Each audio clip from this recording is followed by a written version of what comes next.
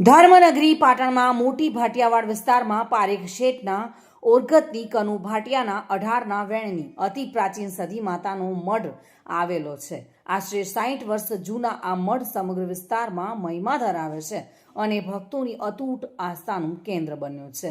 આજે આપણે એક એવા પૌરાણિક મઢના દર્શન કરવા જઈ રહ્યા છીએ જ્યાં સદીમાંનો વાસ છે. ગુજરાતના પાટણ જિલ્લામાં પાટણ શહેરમાં 16મી સદીમાં પારેખ શેઠના ઓરગતની કનુ ભાટિયાના 18ની વેણનીમાં સદીનું અતિ પ્રાચીન મઢ આવેલું છે. આ મઢનો હાલ નવીનીકરણનું કામકાજ ચાલુ હોવાથી હાલ પૂરતી સ્થાન સ્થાપના બીજા ઘરે કરી છે. સદી નામ પડે એટલે આપણને સંઘની સદીનો ઇતિહાસ યાદ આવે અને સાથે જ હમીર કકોનો ઇતિહાસ પણ યાદ આવતો હોય છે. આ 16મી સદી માતાના મઢનો અનેરો મહિમા અને ચમત્કાર છે. આ માતા ભાઈ ભાંડુ ભાગમાં આવેલા ખેતરના વિભાજનના ઝઘડામાં લાફામાં આવેલ વેણ વધારાની ઘટના પછી અહીં સ્થાપિત થઈ હતી.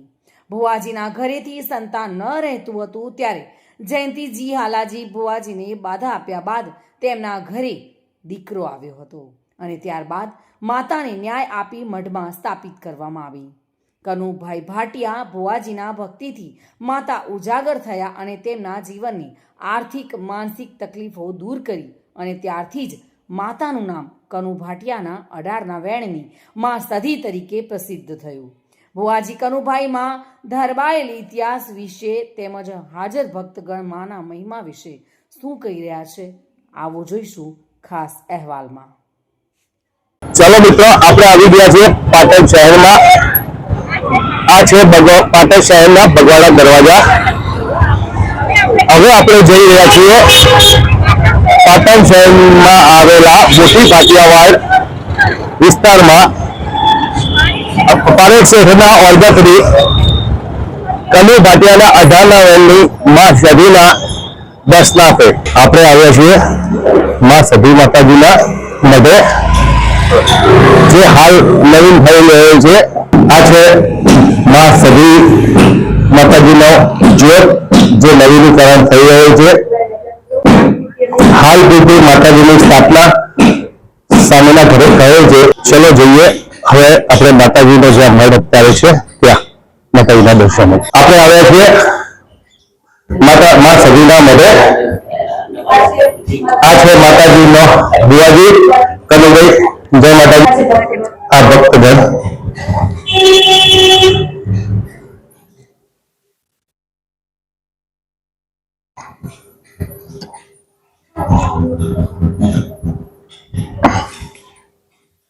આપનું નામ છે?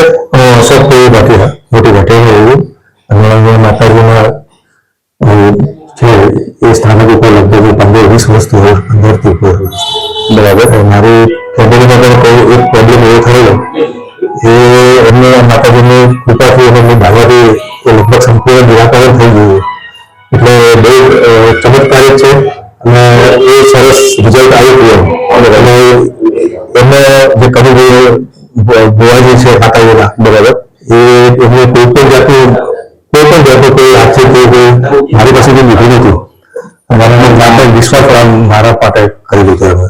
એમાં બહુ જ ખૂબ જ ધન્યવાદ છે કનુભાઈને અને માતાજીને સત્સંગ પ્રણામ છે. આપનું નામ? કનુભાઈ ભાટિયા. માનો ઇતિહાસ હું સદી માતાના ભુવાજી છું. ઇતિહાસમાં આ માતા અમારા પર મોકલેલી છે વર્ષો પહેલા. બરાબર. અમે ભુવાજી સેનામાં પણ છીએ. ખેતરના ભાગલા પાડ્યા ત્યારે મારા બાપાએ સામેની વ્યક્તિને અમારા કુટુંબનો ભય થાય લાફામાં માતા આવી ગઈ.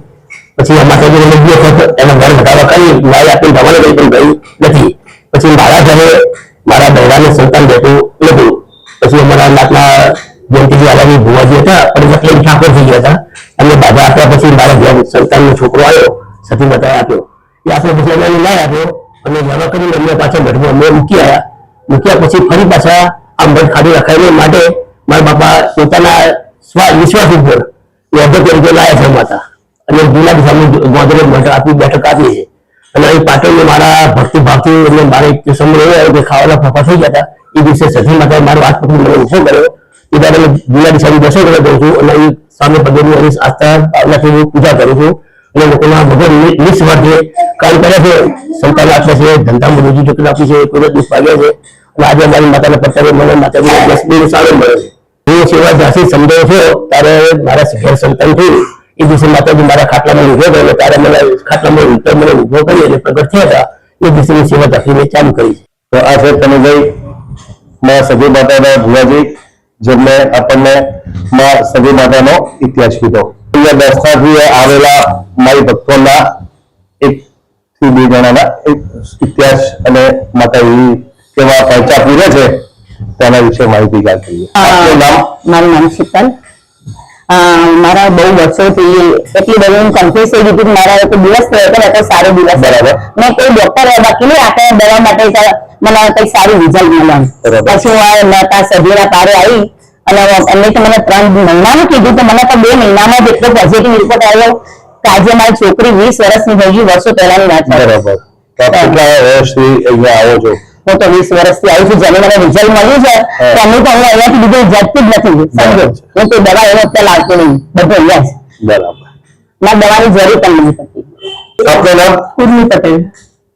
કેટલા વર્ષથી માતાજીના દર્શનાર્થી આવ્યા? 15 વર્ષથી મારા સસરા લોકો અહીંયા આવે છે. મારા દાદા ઘરડા સસરાની બહુ તબિયત બીમાર હતી. બરાબર. એ લોકો અહીંયા આવતા, દવાથી કઈ ફેર પડતો નતો. પછી અહીંયા આવી બધું એમને ભાવ ભક્તિથી એમનું બધું કામ થયું.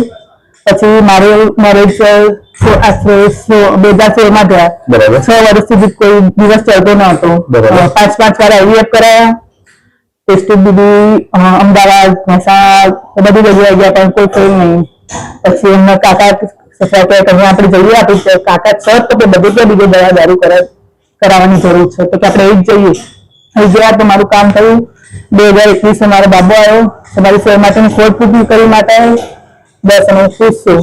અમે 15 વર્ષથી આવીએ છીએ. બરાબર. અમારે ધંધામાં કશું ઠેકાણ નતું. અમે નોકરી કરતા હતા. મારા મિસ્ટર મને અહીંયા ત્યાંથી સધી માતાનો હાથ પકડ્યો ત્યારથી અમારે પોતાનો ધંધો થઈ ગયો. ભાગીદારમાં અમારે ધંધો કર્યો અને એમાં બધું સારું ચાલે છે. આપનું નામ? જાગૃતિબેન પટેલ. કેટલા વર્ષથી આવો છો અહીંયા? જ્યારે મારે 20 વર્ષથી. બરાબર. 5 વર્ષથી મારી બાધા હતી. મારે કોઈ આશા નથી જીવવાની. હું મારી મને બેઠી કરી. બરાબર. આપનું નામ સર? મારું નામ રાજેશભાઈ ગઢિયા. બરાબર. કેટલા વર્ષથી આપ આવ્યા દર્શન? હું આવતો લગભગ 40-50 વર્ષથી આવું. 40-50 વર્ષથી. આપનું શું કાર્ય? માતા સફારી કાસ્તા છે? મારી કાસ્તાથી આવ્યો છો? હું જ્યાં અહીંથી નીકળ્યો તો માતાજીનું દર્શન બધા દર્શન કરી નીકળ્યો છો? મારી ભાભી કામ કરી આપનું નામ? રવિ પ્રજાપતિ. બરાબર. કેટલા ટાઈમથી આવો છો દર્શન કરવા? એમ તો 15-20 દિવસ હશે. બરાબર. માતાનું દર્શન કરી આપણે માતા કામ કરી જાય આપણે. બરાબર. આપનું જે દાદા કે મારા કશું ખાલી મનથી વિશ્વાસથી દર્શન કરે છે અને આપનું કામ કરે છે. થઈ જાય. કેમેરામેન ઈશા સિંધી સાથે રિપોર્ટર વિઘ્નેશ સુથાર.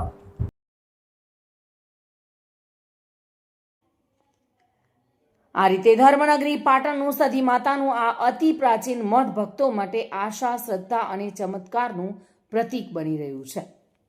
દિગ્નેશ સુથાર સાથે bureau report, today Gujarati news.